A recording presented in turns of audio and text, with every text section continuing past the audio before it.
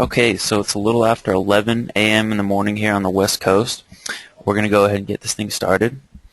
My name is Vince. I want to welcome you to this presentation of the Best webinar series brought to you by Novedge, the design software superstore.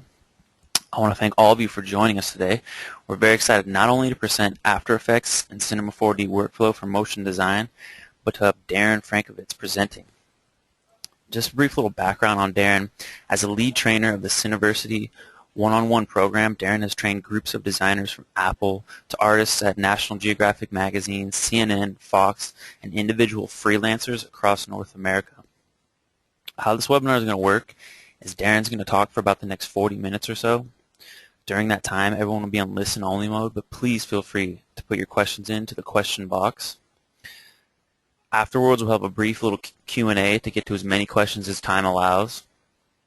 We will be recording this webinar, and it will be made available. I'll give you guys all the details on how to find it and how to access it online. But having said that, I want to get right into it. Darrin, can you hear me? Yes, I can. Can you hear me okay? Yep, I'm going to switch the screen to you, and you can go ahead and get started. Okay. Okay, great. Thank you. Well, welcome, everyone. Thanks for coming today. I'm going to go ahead and share my entire screen with you. And so, as Vince mentioned, I'm a lead trainer for Cineversity one-on-one. It's a peer-to-peer training service that we offer. But I actually want to get right into this first scene that I have to share with you guys today. So what I want to focus on today is how Cinema 4D plays with some of the other programs, particularly Illustrator and After Effects for motion graphics and broadcast graphics workflows. So we have this, this is the final animation. This is with all the work done in After Effects. And I'm actually just going to scrub through this here. And we can see that the football, going back, football flies through this glass window, breaks it apart. And we have a dynamic simulation on all the pieces of glass and none of its keyframes. And we actually slow down the time to get like a bullet time effect. And then we animated the camera around on a couple of different shards. And then when we rendered this out, we brought it into After Effects. And then we put we did the Jumbotron and put the video on the shards in After Effects. So I want to show you how quickly we can get the majority of this scene together. One of the cool things about this scene is how it was put together with a number of presets. Now I'm scrubbing through the scene in Cinema. It's the same one. Yeah, so I want to get into the content browser here. It's actually this icon, this last icon in the top row of icons, but I already have it open and docked. So let's go to a new scene here. I'm going to go into the presets, and in the broadcast presets, there are some 3D objects. And I'm going to go down to sports, and there is a football in here somewhere. There we go. We got a football. I'm just going to drag that into my Objects Manager, and I'm also going to grab this field. Now, this animation in the final scene actually also uses this stadium. Now, all of this stuff is modeled to scale, so it's pretty big. You know, I zoom out, and the football is way in here in the middle. So this football could have been animated with dynamics, but it's actually faster to just animate it along like a path. or a spline. So I'm just setting up a little cube here just to sort of approximate where the window is going to be. Now I'm going to go into my side view, and I need to hide the stadium from the view. So to animate this football, I need a path. I'm going to go to my spline palette up here and just select, say, the cubic. I'm just clicking a couple of points here for this spline. Now the spline, we can see by this gradient going from white to blue, that represents the start and end of the spline. So we're going to stick this football on that spline by using a align to spline tag. So I'm just going to right click and go, oh, I can't see it because the little window's in the way. I'm just going to right click and go Cinema 4D tags align to spline. So the settings pop up down below, and I need to set a spline path, so I'm just going to drag this spline object excuse me, into that window. So now I can see that the football has jumped to the end, and if I just click and drag on this position value, I can see it moving along the spline, but it's remaining parallel to the floor, which is not that realistic. So I'm going to enable this tangential option, and that basically has the object align itself with the spline's tangents. Now we also want some spiral on this football, so I'm gonna have to keyframe that, and I'm just going to actually keyframe this rotation bank value. So to set a keyframe is really easy. I'm just going to hold the control key, and there's a little circle next to this R. I'm just going to control and click on that circle. Now I'm going to go to, I don't know, frame 25, turn that up a little bit, that rotation, and then control click again. So now if I rewind and press play, it's just rotating for those first 25 frames, but I'm going to take advantage of a feature in the timeline. So I'm right-clicking on the B, and I'm going Animation, Show F-Curve, and I'm just going to tweak this curve a little bit here. But what I can do is tell it to continue this animation after. So I'm going to go to the Functions menu in the timeline, Track After, and I'm selecting Continue. And it actually sort of creates an extension of the curve. So I'll close that now, and now if I play, it'll continue to rotate.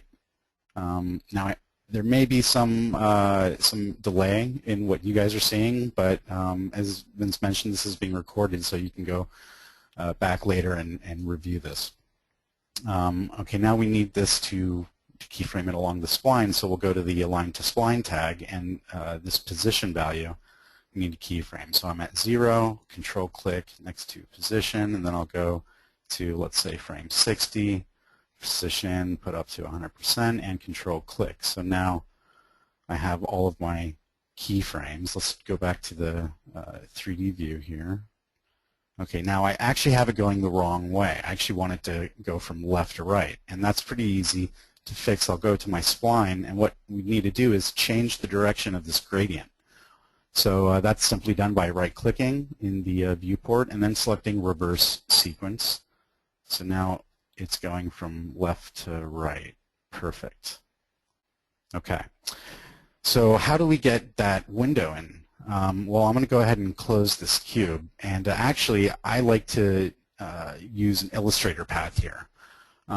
So I actually already have a path created. Let me drag that into Illustrator. Okay, and select all. So it's like already a pre-broken panel. I'm going to go ahead actually and rotate it 90 degrees. Now the thing is, when you're taking your paths into Illustrator, you need to save them as an Illustrator 8 file. If you're working with text, make sure that you create outlines before doing this, but I'm going to go Save As to my desktop. Now we can do either an Illustrator or an EPS file. I like to do the .ai file, so I'm going to go with that. And here's where we need to specify the Illustrator 8 version. Now, we're going to get a little warning that we may lose some information, but it is fine. We'll click yes, and I'm done with that. So we'll go back to Cinema, and I could open that path, but what I'm actually going to do is merge it. So I'm going to go File and Merge, and then select that broken window shards. Merge places it into the currently open scene. So I get these options for the Illustrator import. The default settings are fine. I'll just hit OK. And I just need to position this basically at the point on the spline where the football is going through it. And it's a little big, so I'm going to go to my scale tool and scale that down. Okay, maybe a little bit more.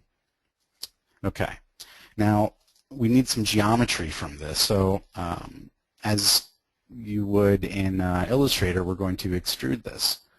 So I'm going to get an extrude NURBS object, and by default, it's only going to actually extrude the first child.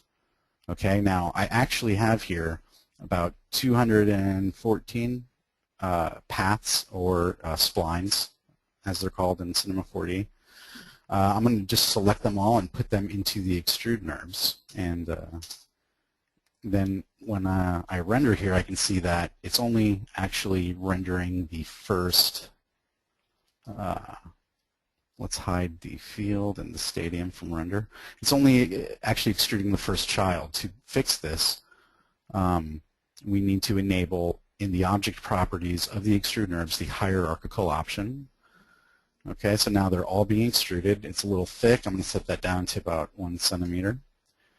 Now we need to apply some dynamics to this. So the way we do that is by assigning the dynamics tag to the objects. Now the football and the field, I want to collide with the dynamic object, which will be the shards. So I select the football and the field, and I go to Simulation, Dynamics, and I'm going to select Create Collider. So that's going to add this tag onto the objects, and so that they will be calculated in any dynamic collisions. Now on the extrude NURBS, I'm actually going to apply dynamics to, rather than one solid object, all of the separate shards. And to get one extrude on every one of these 214 paths, all I have to do is select the extrude and make it editable. I can right-click and do Make Editable, or I can click on this icon over here, so I'm just going to click on that. So now I have this group with all of my extrude NURBS in it. Shards, I'll name it shards, drag it out, and delete that null. So now I got this group. To apply the dynamics to it, I'm just going to go to the Simulation menu, Dynamics, and Create Rigid Body. So this tag is on a null object which has no geometry. So to get the tag on all the children, there's a cool little feature in the tag collision properties called Inherit Tag. I'm going to set that to Apply Tag to Children, so that all the children are going to receive like a virtual copy of that tag. Now, I'm also going to go to the, well, actually, let's just see how this is working out so far. So I'm going to set up my view and just rewind and press play here. And immediately all of the shards are falling. Okay, don't want that. So the dynamics is actually being applied immediately from the start of the animation. Now let's go to fix that to the dynamics tag, dynamics tab. That's a mouthful. And we have this trigger setting. And default is immediately. We also have at velocity peak or on collision. So on collision is what I'm going to select here. So now only when something collides with it will they be triggered, the dynamics. So I'll press play now, and then there we go. So when the football hits it, then they actually are triggered and begin to fall. So we need now to add that bullet time effect, and that is actually in the document settings. It's not in the tag itself. Okay, so to get to the document settings, one way to do it is to go to this mode menu down here in the attributes manager and select document, and there's this dynamics tab up here, and it's this timescale value. We just need to keyframe that. So let's see here, at about frame 28, it's going to be at real time, 100%. And then let's play through here. Okay, and then let's say right here at frame 32, we're going to put it down to like 1% and control-click add a keyframe. So I'm going to rewind and press play here.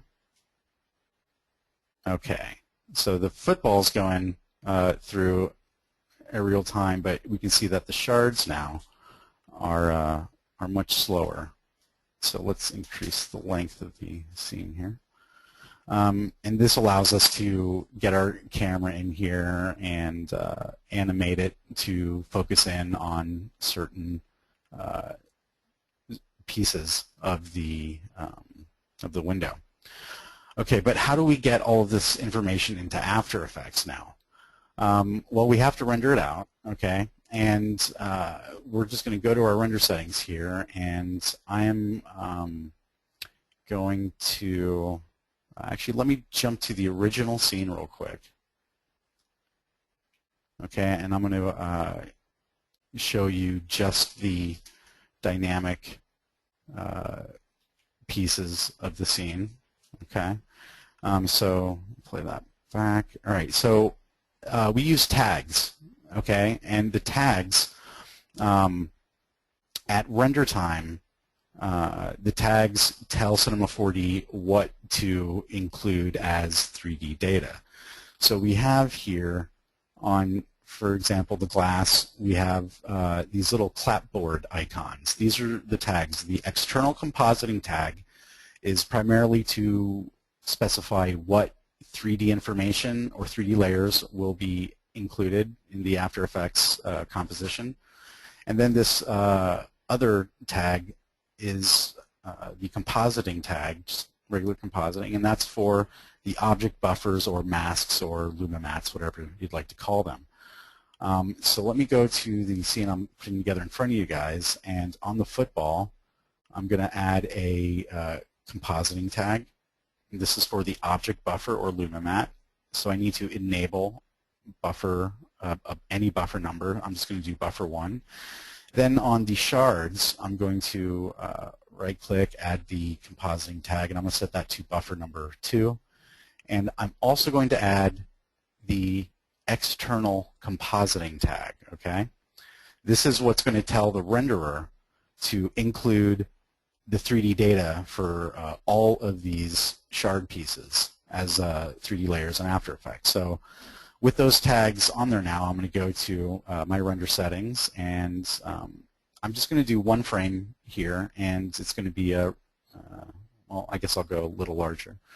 Now in the save settings, I'm going to, just because I'm doing a single frame, I'm going to just call this shatter 1. All right, and then this is where the magic happens in this compositing project file. So we need to tell it to save a compositing project file and specify which application we're working with. We're going to go to After Effects. I am using CS5. And we are going to include 3D data. Okay, now that's going to give us all the lights in the scene. This particular scene, we don't have any yet. But by default, include 3D data includes lights and cameras, none of the models. That's what the external compositing tag is for. So with that external compositing tag, now all the shards and the camera will be included in the compositing project file. So to get the luma mats, in addition to the 3D data, we need to set up multi-pass rendering. So I've enabled it, and I'm just copying and pasting the save information from the regular image to the multipass image. Okay, and then in multipass, we're going to well, I'm going to right-click or go to this button down here, and I'm going to select object buffer, and this has one setting, group ID or object buffer ID number. I'm going to go number 1. I'm going to add another object buffer pass, and this will be number 2, I believe. And I'm just going to render out this just so you guys can see what it looks like. So let's jump into the camera, rewind a little bit, and we'll go about here. And I'm going to go ahead and render that out. So, oh, that's big. Okay. So the stadium is not rendering. Let's do that one more time. Okay. Now, if we go to the layer over here in our picture viewer, we can actually set it to single pass, and then we can preview the lumimats or object buffers. So one is the football, as I specified in the compositing tag, buffer number 1. And then the shards has buffer number 2.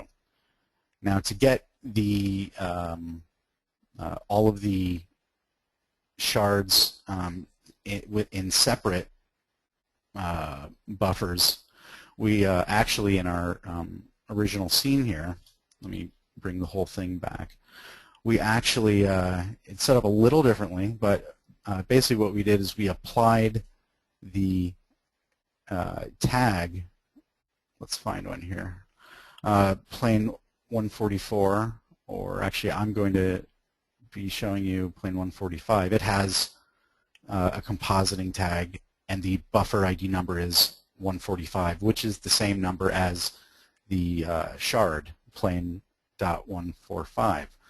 So we also, in the render settings, told it to output an object buffer for 145. So when we render, Cinema 4D renders out all of those images, and it also creates a AEC file. So let me show you that. So here's shatter1.aec. We're going to go into After Effects and just import that file. Import file. So I'm in After Effects CS5 again. Okay, I'm going to go to Desktop, and there we go, shatter1.aec. Open it up, and we get these folders.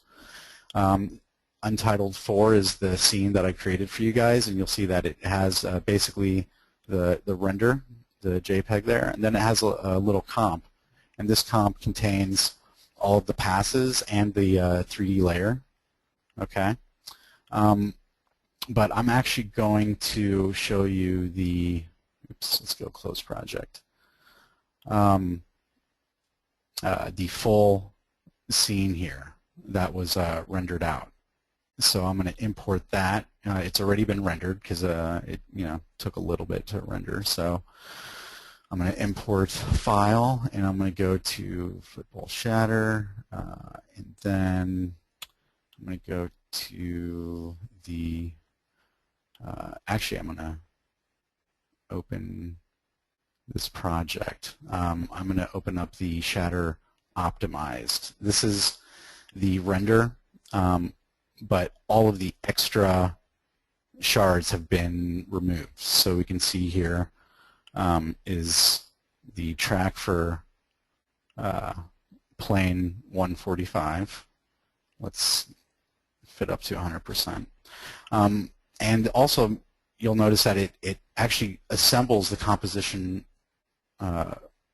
for me. So all of the passes refraction, reflection, ambient, all the light objects, they're all already in this comp with all the blending modes already assigned. And you'll see that here's the 3D data for this one 3D layer for this one shard. So we want to stick a video on this. Let me go back to the original animation here.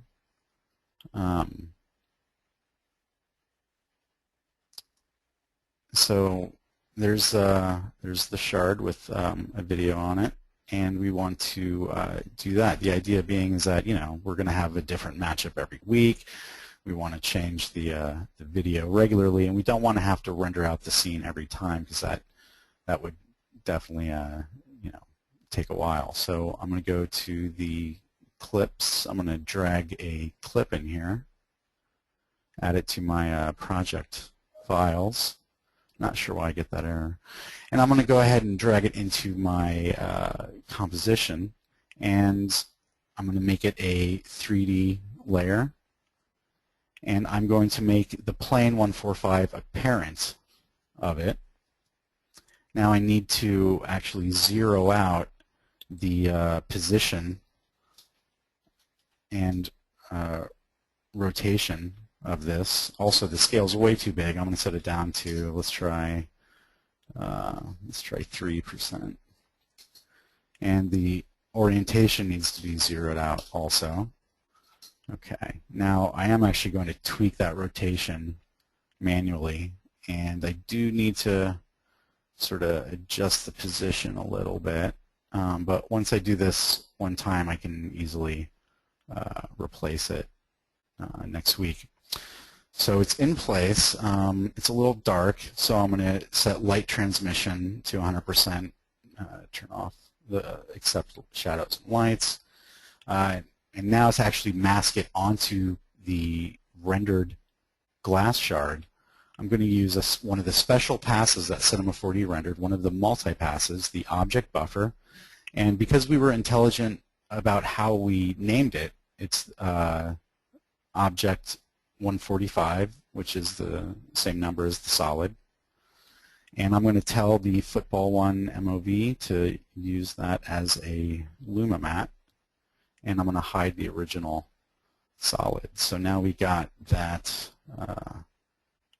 fitted on there nicely. So let's do a little RAM preview. Now another thing maybe you've noticed in my stack down here is that I also have After Effects lights. These are identical to the Cinema 4D lights. So any additional elements that are added to the scene can be lit identically, but everything that's rendered here already has lighting information like the football. But the cool thing is we can just very easily change the color or shadows or intensity. The lights are rendered out as separate passes that are nested in this comp. Okay, so the football key light, which is this yellow, I think that's it. Nope, it's the football rim light. That's the yellow light on the football. So I'm going to check out that nested comp and solo the diffuse.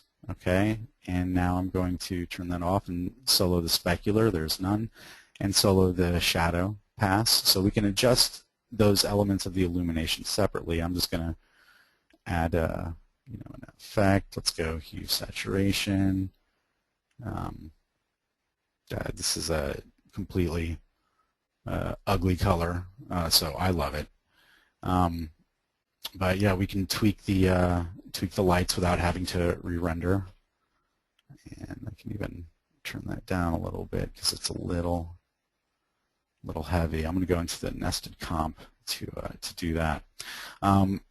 Now I'm not going to go through every single thing that was done in the final animation. I will go ahead and open it up so you guys can check it out real quick. But I have another scene I wanted to show you guys, and it focuses more on the Mograph tools.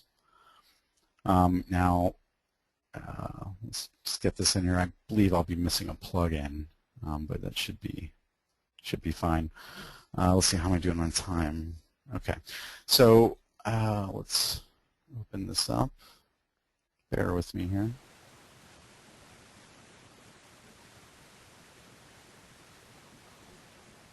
Hey, Darrin, okay. are you there? Yeah. You're good on time. I was just, okay. so yeah, keep Great. going. Thank you. Thank you very much. Okay, so it's all right. So this is the final comp, and you can see here all of the solids with the same names.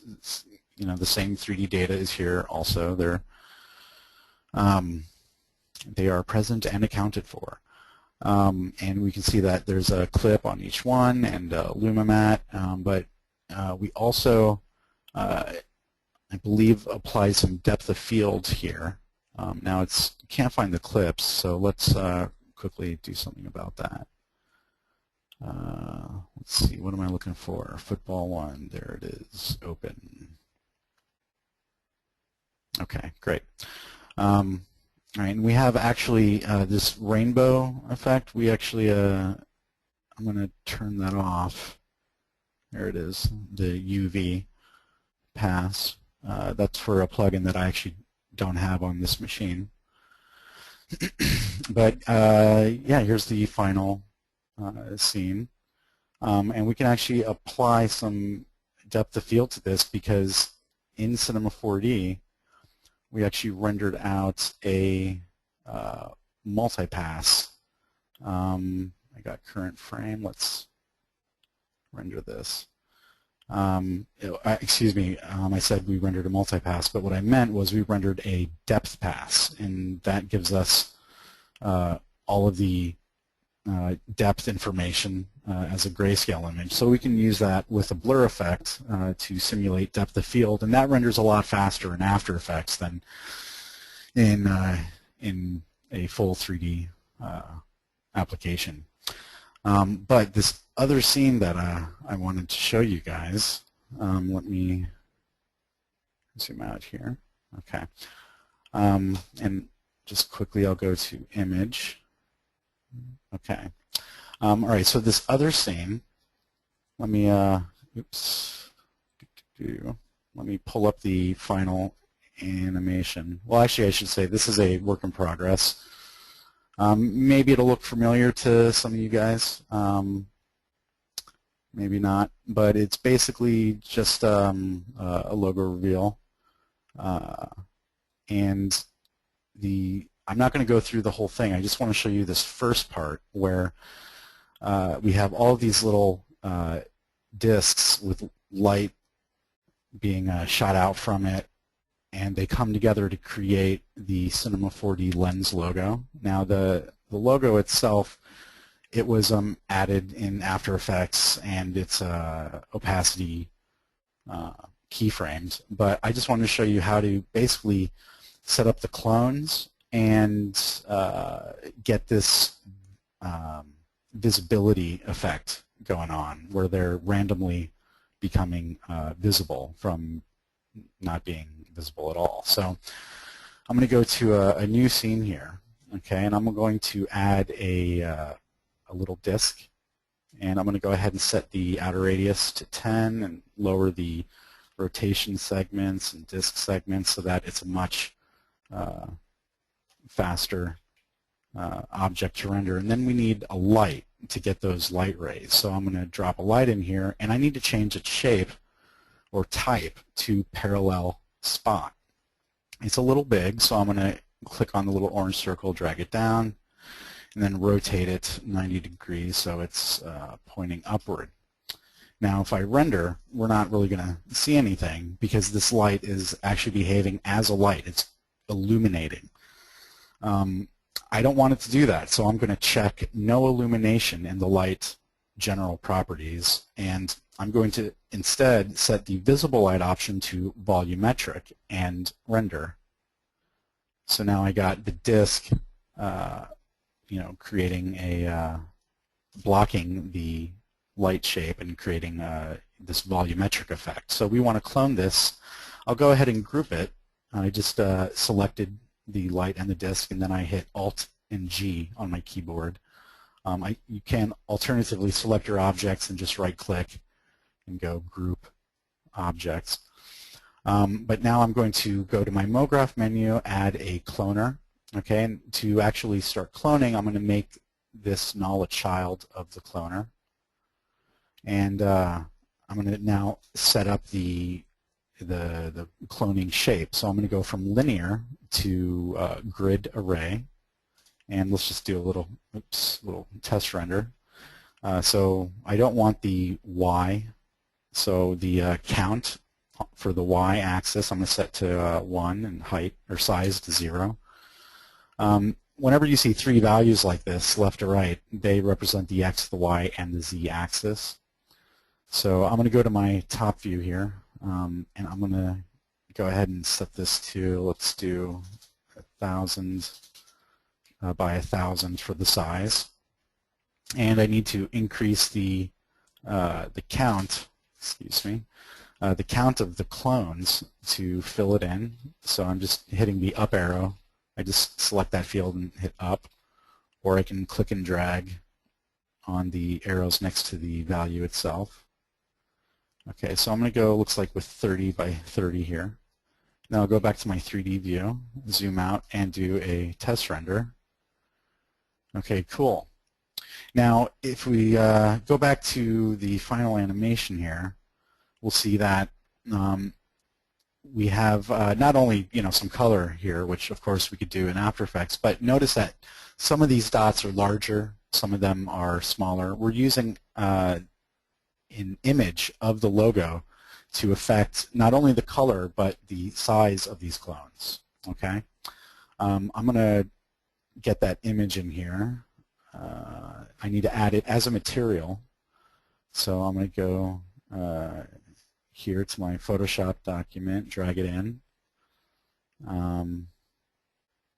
So there's the lens logo. I'm going to just drag that onto the cloner. Okay. Now, if let's go into the top view here, and we'll see that what's actually happening is every clone is receiving that texture separately. I don't want that. I actually want to stretch the texture over all of the clones, but then I want the color of the texture to change the color of the clone. So I'm looking at the just a flat color rather than the texture on the clones. So there's a couple of steps here. First, I'm going to set the I'm going to right-click on the texture tag and select Fit to Region.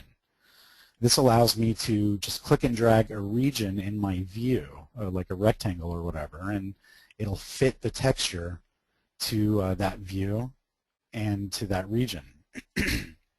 So now if I render, we'll see that it's stretched over all the clones. Now I need the clones to take that color rather than show me the texture. So I need another material here. And this material, I'm going to tell it to use a special Mograph shader. Okay, it's the, and I'm going to put it in the color channel. So I'm going to go to the, I'm clicked on this little button with the white triangle. I'm going to go to the Mograph menu and select Color Shader. What this does is it says in this material, in this one channel, look at whatever the internal color of a clone is, and put that color into this channel of this material. Now every clone has not only a position, a scale, a rotation, they're also numbered. It also has a color, okay? And we can define whatever color we want, or we can use effectors to affect any of these characteristics of a clone, be it the position or the color or the rotation, whatever. And that's how we get our animations. Now, I'm going to apply this material to the cloner, okay? And it's actually, when I render now, it's all going to be one solid color because I need to affect the colors here. So to do that, I'm going to use an effector. So I'm going to go to the Mograph menu, effector, and I'm going to select shader, okay? And I need to tell the shader effector that it needs to use that Cinema 4D lens logo that I did the Fit to Region with. So in the shader effector shading tab, the channel, I need to tell it what channel to use. I'm going to go with color. And then it's asking for a texture tag, so I'll drag that texture tag in. Okay, now immediately we can see there's some color here on these clones, and if I render, then we can see that going on. Let me switch my views, and I'm actually going to turn off the use alpha strength. So in the shader effector parameter tab, there's transform, color, and others. It's affecting the scale. This effector, the shader effector, is affecting the scale of the clones and also their color. So if I render this out now, we can see that each clone is now adopting a color, and also the volumetric light is also bringing up that color. So the last thing here is how do we get that that reveal effect. We use, actually, because we have a random revealing of the clones, we need a random effector. So I'm going to go to my Mograph effector list and find random and add that to my scene. Now I'm going to actually hide my light here so we can see this a little better. I need to make sure that it's being applied to my cloner. Okay, in the cloner object there's this effectors tab. So you need your effectors to be listed in here. That is how a cloner uses an effector. Okay, otherwise the effector will have no effect on the cloner. So I'm just going to drag the random effector into this list, and immediately we see this random of the position. The position is being randomized, so I'll go to the random effector, and I'm actually going to turn that off. I don't want that. Instead, I want visibility. That is in the other category. So now I can see some of them are visible, some of them are not. If I go to the strength of this effector and take it all the way down to 0% random effector strength, there are all the clones at 100%, though there still are some visible. To adjust that, I'm going to go unfold this minimum maximum, and I'm just going to turn down this maximum value till there are none. Now if I go with the strength from 100 to 0, they come into view. So I'll keyframe this at frame 0, and then I'll go to frame 90, put the strength at 0%, control click, and excuse me. And so now we have the clones being revealed over time. Now there's one last trick here I want to point out. We can end up, in my original scene, I ended up with tons of, with more clones, okay? I had 100 by 100, okay? Here's the original scene, okay? And it really slowed everything down. So what I ended up having to do is set up one cloner for the dots and one for the lights, because there's a little feature in the cloner object properties render instances, and that optimizes your memory use, your RAM, so that it actually requires less RAM, and it practically removes the ceiling for how many clones you can have. Pretty much every machine will have a limit. You can't get around that, but yeah, this does dramatically speed things up. The problem, however, is that it does not agree with lights so much. So the light cloner has render instances off. The ring cloner has them on. And I can illustrate this in my, okay, I'm done with that scene. Let's close that.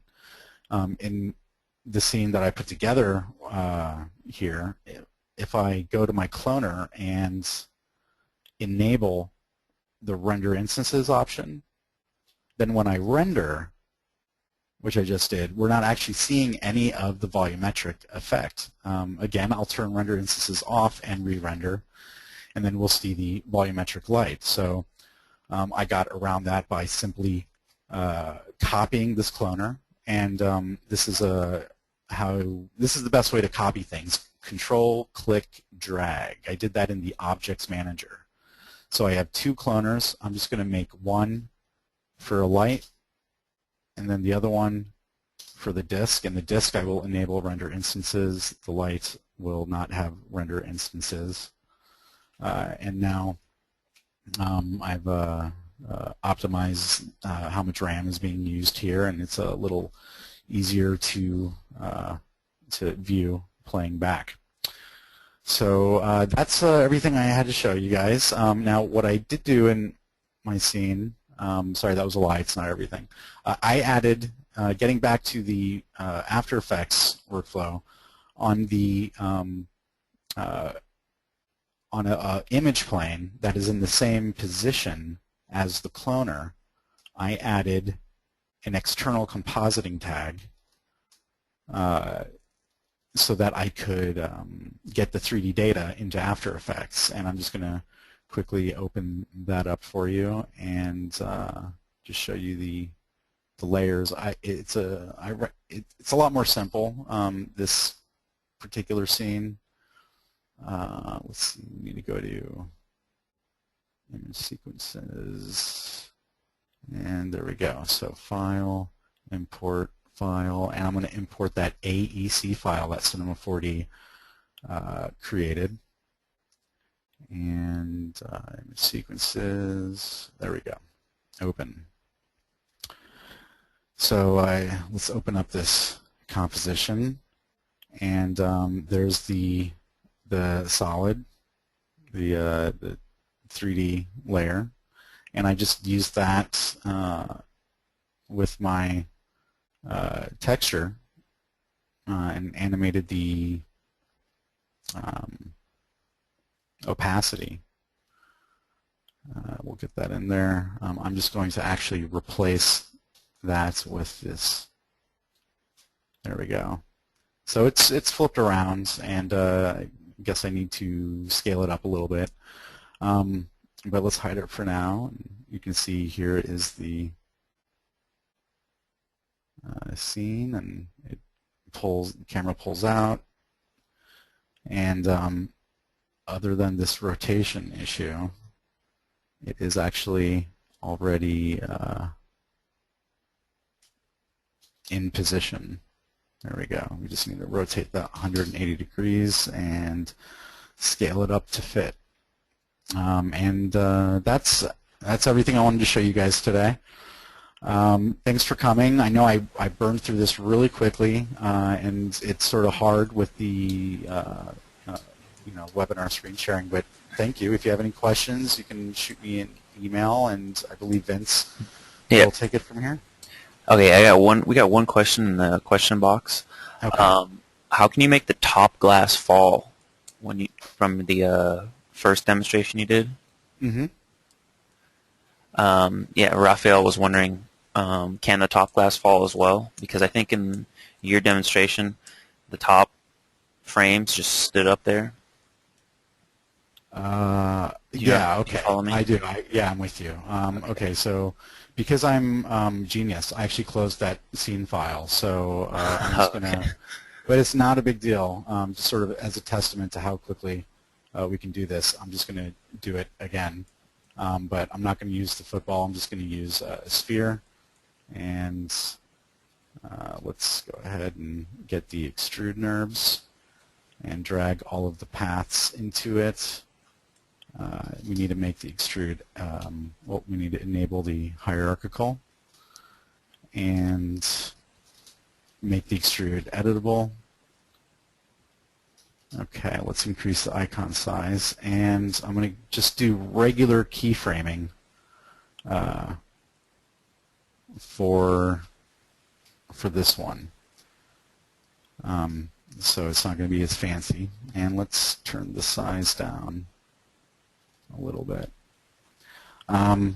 Okay, so let's keyframe the position there at 0. Then we'll go to frame 48 or so, drag it through, and record the position and rotation. Okay, so let's apply the collider tag to the sphere, and then on the shards we're going to apply the rigid body tag, and we're going to tell again, we need to tell it to be applied to all of the children for the rigid body. And then we need to set the trigger from immediately to on collision, let's rewind and let's get a floor in here also so they won't disappear from our view. And let's press play. Okay, now in this case, you'll see that they all fall. Everything is affected dynamically. Let me show you what the problem was. Let me make the sphere a little smaller. Let's go like 20 and press play again. Okay. What the problem was that in the other scene, let me stop right here, was that in the other scene, the way that the collision or braking was occurring, not all of the pieces were actually being collided with. Whether the football or ball collides with it or another dynamic shard, something has to like hit it to trigger that dynamic simulation. In the previously, we weren't seeing the ones at the top fall because it just wasn't, nothing was triggering it. This is sort of hard to see. Let me get a material on here. There we go. Now, I can actually, I think, fake that by setting a custom initial velocity here. We'll go on the z-axis. Okay, so you can see some of the parts here aren't actually falling now. Let me pause it here so that hopefully your screen can update and you can see it. So to fix that, what I can do is simply just move the ball up a little bit or change the size, or I'm actually going to move the window down a little bit. So I just moved it down. I'll press play now. And it comes through. Okay, still some of them are not falling. So I'll move it down a little bit more. There we go. So when the pieces in the center are triggered, you know, they rotate and their position moves and it knocks another piece over, which knocks another, and there's that chain reaction. Yeah, hopefully that answered your question. There aren't any other questions? Yeah, we'll just do one more here for the sake of time. Okay. Can you quickly go over the process of getting the lights with all their properties out of Cinema 4D? Sure. Let's see. I'll go with this scene here. I'm just going to add a light. I'm going to go ahead and set it up here real quick. So we'll make this a spotlight. And I'm going to go ahead and turn on hard shadows. And let's do a test render. Okay, cool. And we'll get, and I'll name this key. All right, and then I'm going to get another light in here. And I will call this, turn intensity down. I'm going to call this fill. Now, let's go to, we need to render it out to get the, well, actually, we don't need to render it. To get this 3D data into After Effects, all we really need to do is have the objects in the scene. I'm going to add actually a camera also. Have all the objects in the scene. We do need to specify a path to and file name and format for this. So this I'll call light temp. But all we need to do to get the lights and camera is enable the compositing project file option here, okay, and include 3D data. Now, I don't have to render. I can just go save project file, and I will call this light underscore temp. So it just saved that. So now I can go to After Effects, and let's close this project here, and I'm going to import that AEC file that I just had Cinema 4D save out. Here it is, light temp AEC, open. So I get a comp, and here is my key light, and my fill light, and my camera. And that is the only 3D objects by default that come through. one of the really cool things about this workflow is that we can just sort of say, oh, oops, and we can go to this object in the window, for example, or the ball, and add the external compositing tag, and then just save over that project file, that AEC file. So I'll replace that.